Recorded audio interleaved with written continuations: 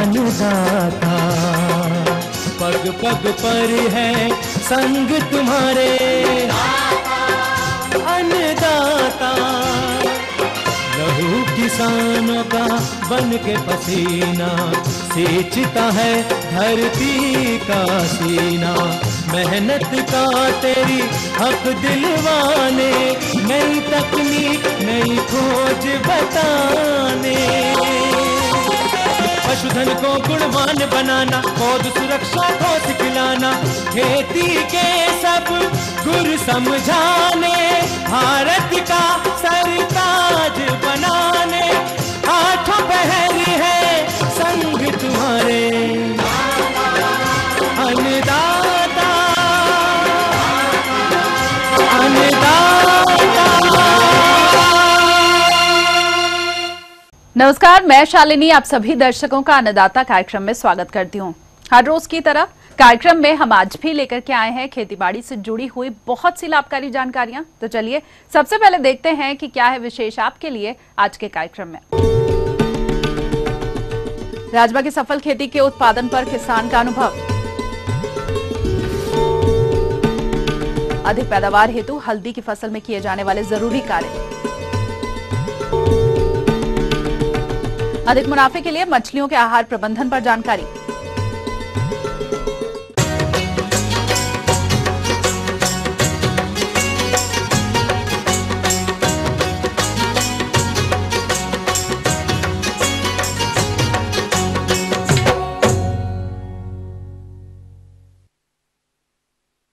राजमा की खेती सब्जी और दाल दोनों के ही उद्देश्य से करके प्रदेश के किसान काफी लाभ ले रहे हैं।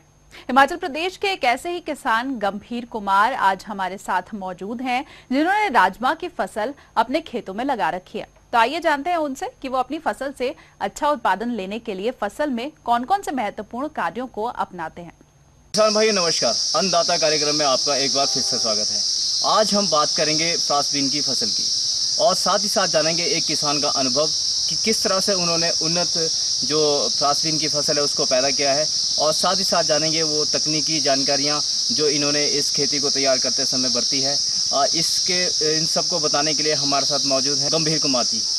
इनसे जानते हैं। जी गंभीर, सबसे पहले हमें ये बताइए कि जब आप फ्रांसबीन की खेती करते हैं तो सबसे पहली जो प्रथम जो हमें जो बातें विशेष तौर पे ध्यान रखनी होती है वो क्या है? शुरू से जैसे मान लो हम खेत में लेने मारते हैं तो हम स्प्रे करनी चाहिए कीटनाशक की स्प्रे करने से हमें उससे क्या लाभ होता है कि हमारा एक एक दाना जम जाता है, और जो नीचे मिट्टी के नीचे जो कीड़े होते हैं वो उस दाने को ख़राब नहीं करते, ना तो हमारे दाने कीड़े से ख़राब। जब दाना ऊपर जम जाए तो उसके बाद हम पानी से सिंचाई करते हैं, स्प्रे करते हैं। जैसे कीटनाशक की स्प्रे कर ली, जमते ही कीटनाशक की स्प्रे करनी पड़ती है ताकि जो हमारे पत्ते ख़राब ना हो, उसके जो ग्रोथ है वो ख़राब ना हो, ताकि हमारी फसल अच्छी हो सके। अब हमारी जैसे बीन है, अब इसमें हम स्प्रे कर रहे हैं, जैसे मान लो कीड़े कीटनाशक से है, और मान लो रेडोमिल है, जैसे मान लो डाइथिन है, हम इनकी करते हैं, कॉपर है, इनको कर लेते हैं हम थोड़ा थोड़ा, ताकि हमारी फसल अच्छी निकल सके।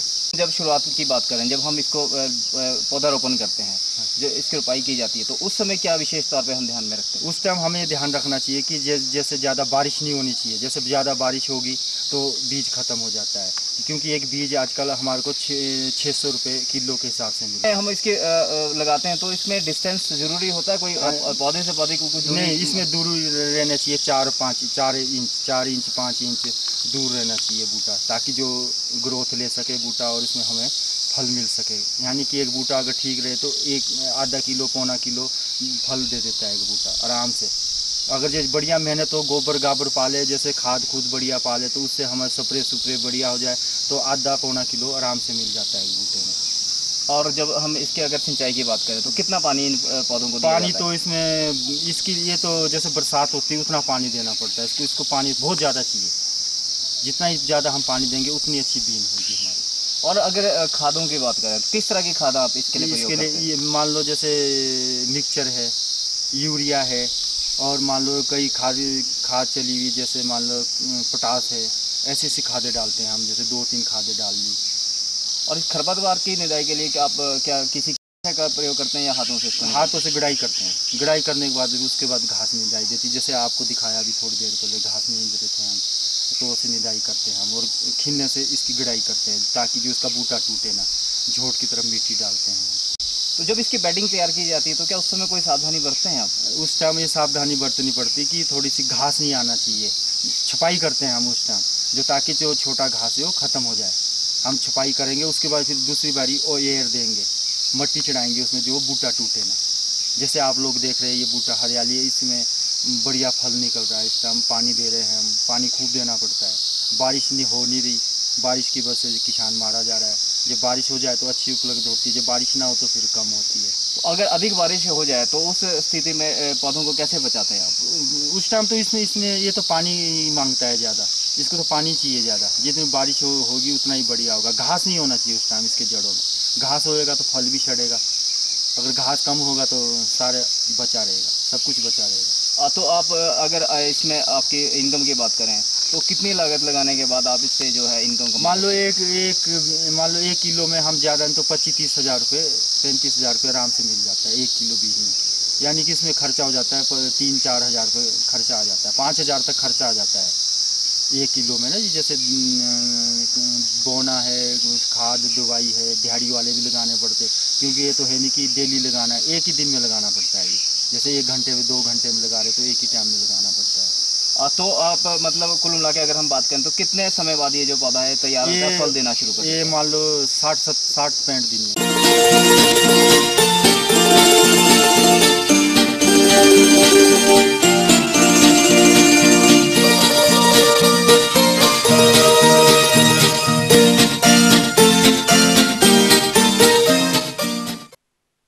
मछली पालन कम समय में अधिक लाभ देने वाला व्यवसाय है, लेकिन इस व्यवसाय से अच्छा लाभ तभी लिया जा सकता है जब इसके आहार की उचित व्यवस्था की जाए।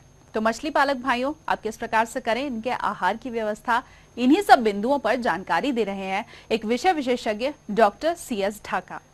आहार के लिए अपने क्या करते हैं कि अपने ये जो सरसों की खल, चावल की भूसी, इन दोनों को मिला के पानी में डाला जा सकता है, या पानी में इनकी पोटली बांध के पानी के अंदर लटकाई जा सकती है, जिससे ये धीरे धीरे उसके पोटली के साथ में उसको पानी के साथ साथ ये अपना आहार लेती रहती हैं। तो ये बहुत जल्दी ही इनका अपने आकार में बढ़ने लगती है। उसके बाद में भी जो अपना आहार है उसमें मुख्यतः यही होता है कि सरसों की खल और ये जो DOR भी बोलते हैं, डीऑक्सीराइज्ड राइस ब्रान है, ये आहार के लिए विशेष तौर से आवश्यक है। जब ये मछलियाँ बड़ी हो जाती है तब तक पानी में भी इनके आहार की प्रचुर मात्रा में हो जाती है। आहार प्रचुर मात्रा में ये जो पानी के अंदर अपने देखते हैं सूक्ष्म जीव जो अपने आँखों से नहीं देख सकते हैं, तो ये कहेगा जैसे जैसे मछलियाँ है, पानी की फर्टिलिटी जैसे बढ़ती है तो ये आहार की मात्रा बढ़ती जाती है।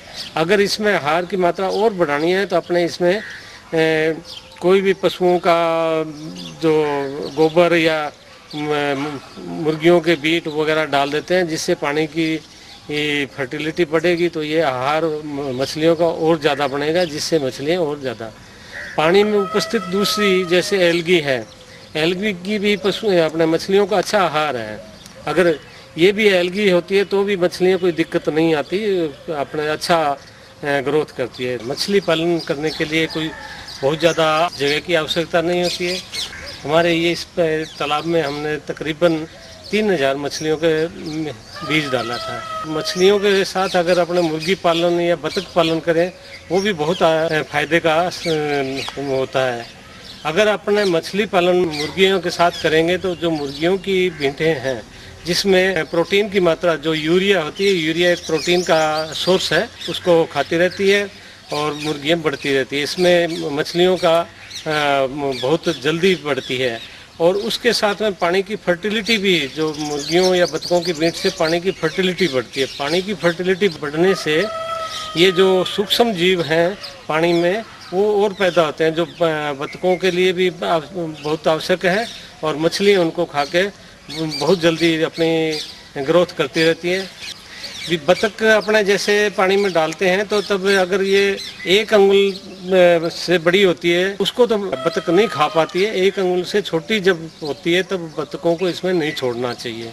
इसी तरह अपने जैसे मछली बड़ी होती है उनको अपने ये दिसंबर के बाद में, जैसे दिसंबर के मध्य से लेके उनको बड़ी मछलियों को सेल करना स्टार्ट कर देते हैं और अप्रैल मई तक इनकी सेल मैक्सिमम रहती है। अप्रैल के महीने में आके इनकी सेल कम हो जाती है, जब सर्दियों में मछलियों का प्रचलन ज़्यादा रहता है। इस तरह अपने कम पैसे में ज़्यादा लाभ ले सकते हैं। इसी तरह किसान भाई ये जो मछली पालन और बतख का सह पालन करके बहुत अच्छा मुनाफा कमा सकते हैं। तो ये थी कुछ उपयोगी जानकारियां। अब लेंगे एक छोटा सा ब्रेक, जल्द हाजिर होंगे।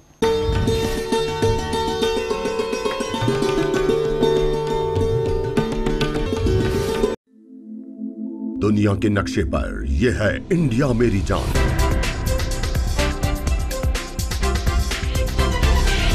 भारत थोड़ा अलग है।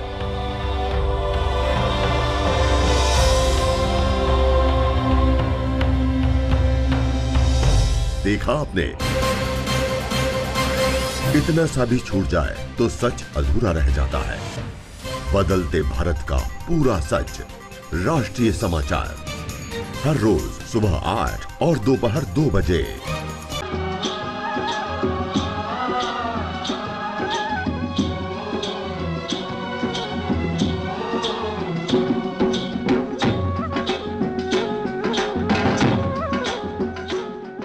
ब्रेक के बाद एक बार फिर से आप सभी दर्शकों का अन्नदाता कार्यक्रम में स्वागत है। बढ़ते हैं अगली प्रस्तुति की ओर।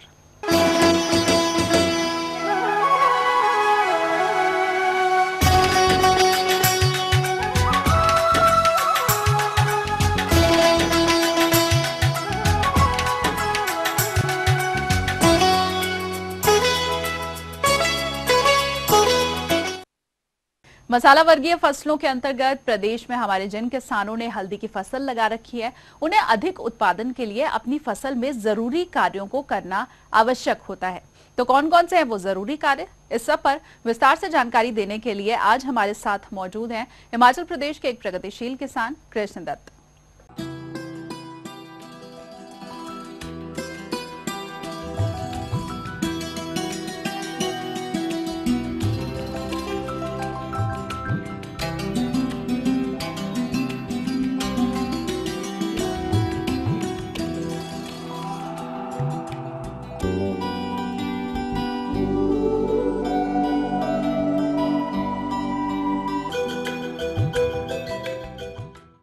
ये जो हल्दी हम लगाते हैं तो इसे हम मार्च अप्रैल के महीने में लगाते हैं।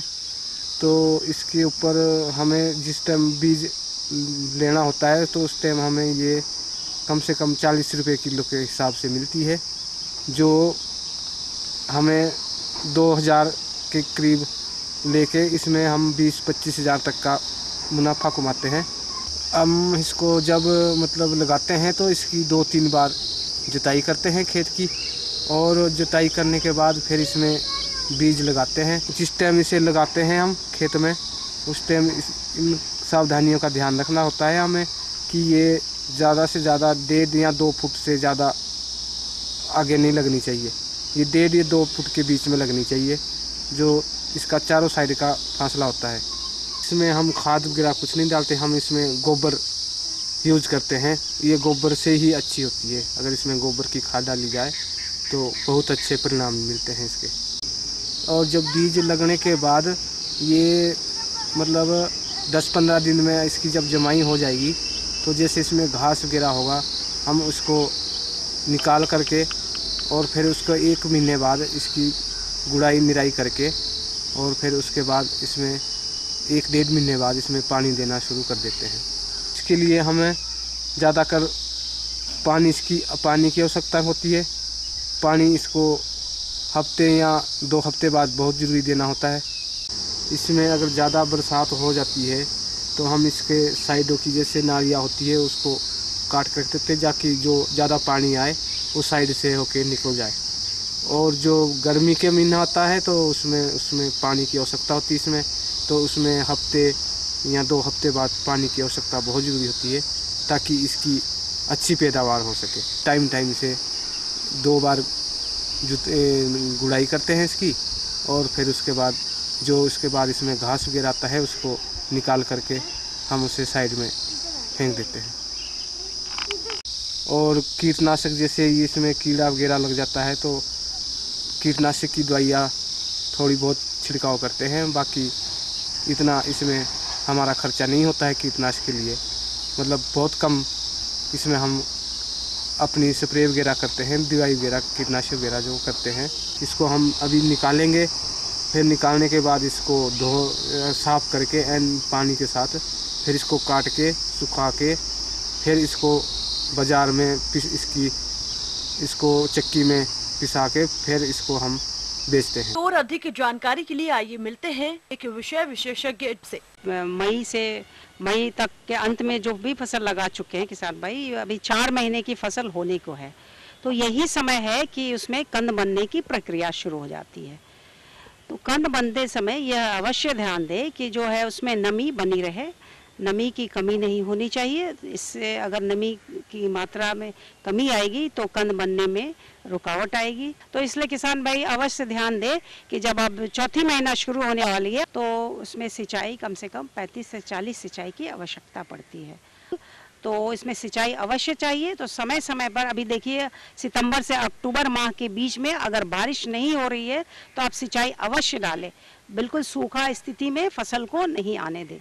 और साथ ही साथ यह भी ध्यान दें कि जो किसान भाई अगर नाइट्रोजन का अंतिम हिस्सा नहीं डाले हैं वो अभी डाल सकते हैं, और डाल करके उसमें निकौनी करने के बाद इसको मेड़ बना दे ताकि कंद की बढ़वार अच्छी से बने रहे।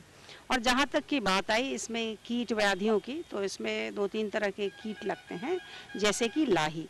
तो लाही रोकने के लिए रोगर 1 मिलीलीटर 1 लीटर पानी में डाल करके छिड़काव कर दें।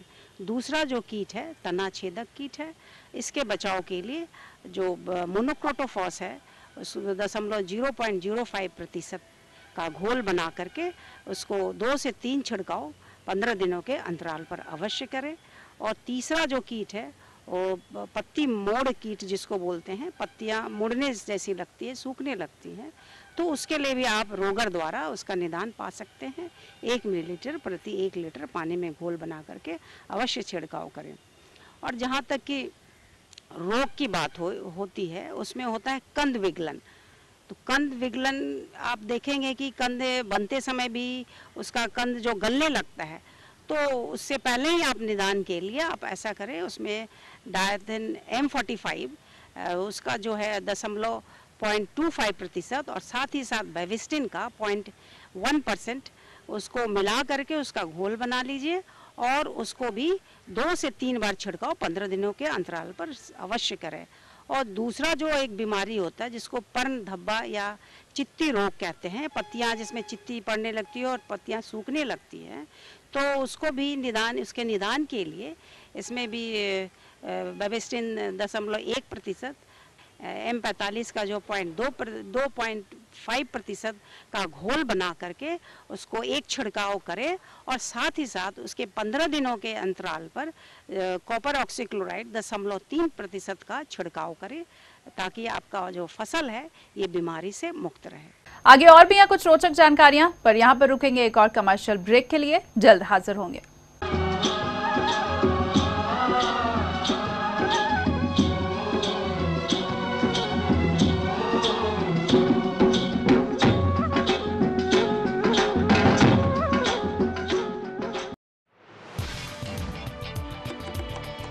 कहते हैं दिल का रास्ता पेट से जुड़ा होता है। जब बात हो दिल जीतने की तो लजीज पकवान बड़ा कारगर सिद्ध होता है। घर पे मेहमान आए हों या कोई खास मौका, ऐसे में लाजमी है बात होती है पकवान की, स्वाद की और परोसने की। तब एक ही नाम जहन में आता है, रसोई से। देखिए रसोई से।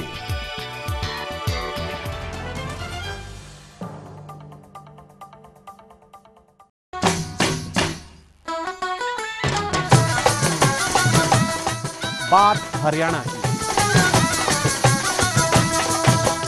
न्याणा की, स्याणा की, गांव की हो या शहर की, मंत्री की हो या संतरी की, हर छोटी बड़ी खबर देखिए आपकी अपनी बोली में। देखिए मारी बोली मारी खबर हर रोज शाम 6 बजे।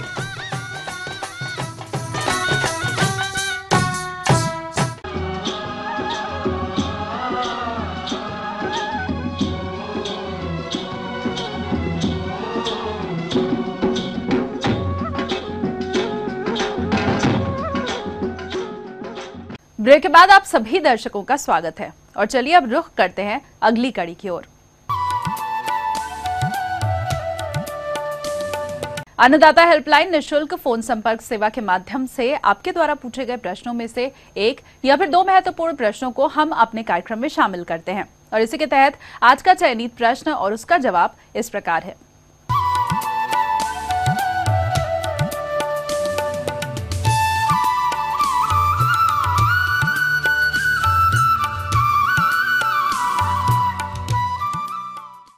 वैसे करेला की खेती बड़े पैमाने पर होती है और यह करेला बहुत सारे कीटों से आक्रांत होती है, क्योंकि खरीफ के मौसम में कीड़ों के प्रति वातावरण अनुकूल होता है।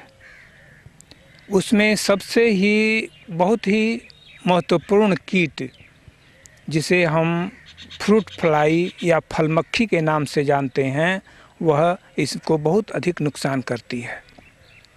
आप देखते होइएगा करेला छोटा ही है लेकिन पक गया है या टेढ़ा हो गया है, ऊपर से आपको लक्षण वह दिखाई पड़ेगा। यदि उस फल को तोड़ करके और चीर करके आप देखेंगे तो उसमें सैकड़ों से लेकर हजारों नन्हे नन्हे कीड़े जो उसके ग्रब्स होते हैं वह उसमें पाए जाते हैं और वह कीट यदि उसमें प्रवेश कर गया तो आप वह फल खाने लायक तो रहता ही नहीं है, साथ ही साथ स्वास्थ्य को भी नुकसान करता है। उसके चलते उसमें फफूंद का आक्रमण हो जाता है और सड़ने जैसी गंध भी आती है।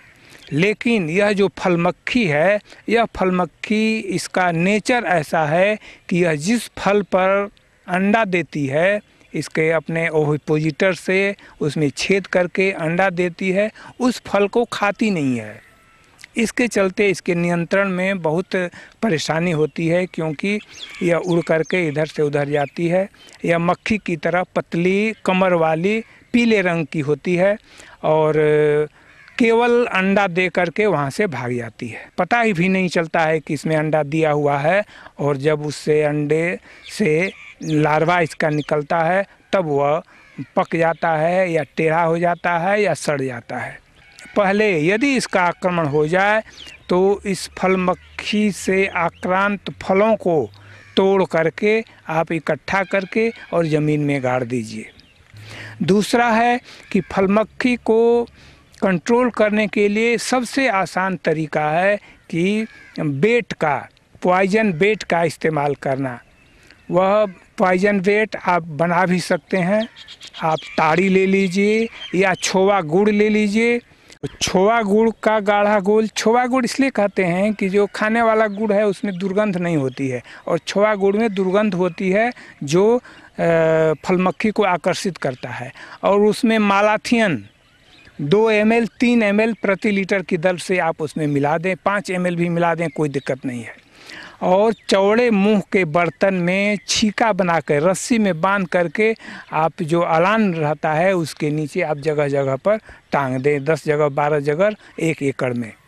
और यह फलमक्खी आ करके उस छोवा गुड़ या ताड़ी को पीने के क्रम में जहर भी पिएगी और वह उसकी जीवन लीला समाप्त होगी। आगे वह न अंडा देगी न आपका आगे जनसंख्या बढ़ेगी।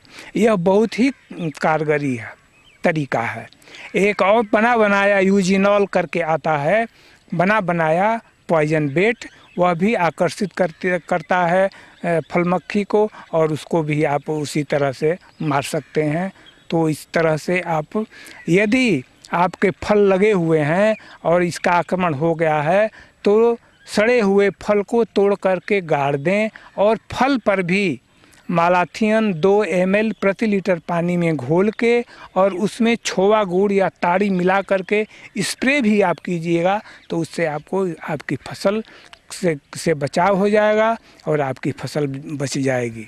वैसे जैविक कीटनाशकों में भी बहुत सारे कीटनाशक हैं। उसमें एक power plant pesto hit plus करके है, 15 लीटर में 20 ml, मतलब 1 लीटर में 5 ml के लगभग दवा, 1.25 ml के लगभग दवा लगेगी और उससे आप छिड़काव करके और उससे आप अपनी फसल को बचा सकते हैं।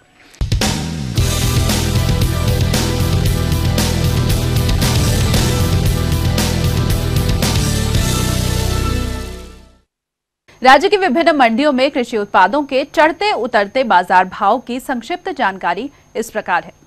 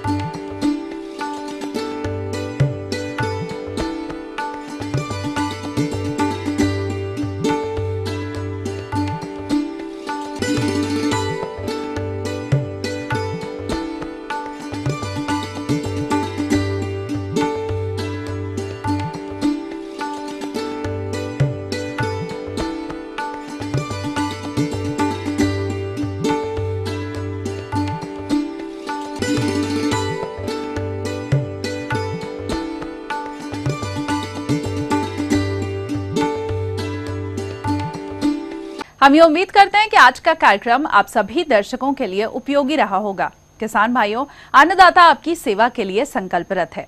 कृषि संबंधित समस्या और सुझावों के लिए आप हमें इस पते पर संपर्क कर सकते हैं। प्रोड्यूसर अन्नदाता, ETV, Haryana, Himachal Pradesh, Ramoji film city, Hyderabad 501512। साथ ही आप हमें ईमेल भी कर सकते हैं। हमारा ईमेल आईडी है annadaata.hp@etv.co.in।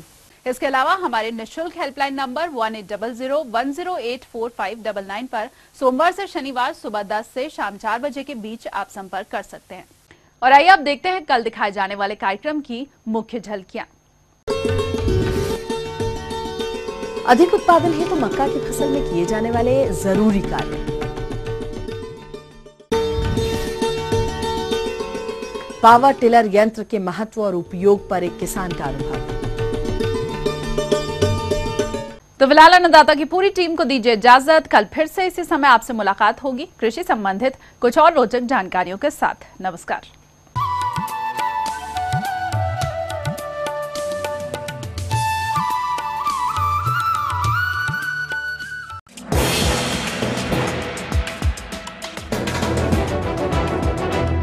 आप देख रहे हैं ETV न्यूज हरियाणा, हिमाचल प्रदेश। खबर ही जीवन है।